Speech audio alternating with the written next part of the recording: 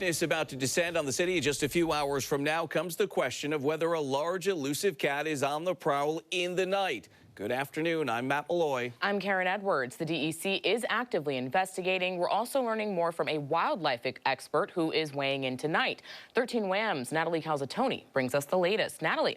Yeah, Karen, Matt, as of today, the state DEC is working to validate the images of the viral video, and a wildlife expert at Cornell says reports should be taken seriously until confirmed or refuted. Ring doorbell video of what appears to be a wildcat roaming the streets of Rochester, prompting confusion and community concern. A man claiming he came face to face with a large cat near Rauber Street Wednesday. They said, "Rawr," and I just kept walking. I seen me see it. So in my head, I'm like, I gotta go, man, I'm out. The State Department of Conservation says the animal in the video appears to be a cougar, but it is working to determine if there's evidence to validate the images.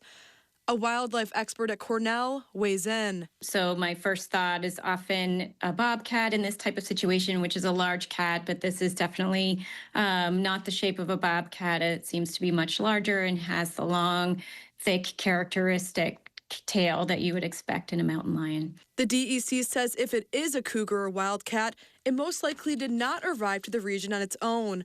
A cougar was last documented in New York State in 2011. Any sighting could potentially be a pass-through of a wild animal, but more likely it is an animal that someone has illegally kept as a pet in a captive setting, and then either it's escaped or been released. The DEC surveyed the neighborhood near the viral video, but did not observe any signs or evidence that could be helpful, such as tracks, scat, or fur.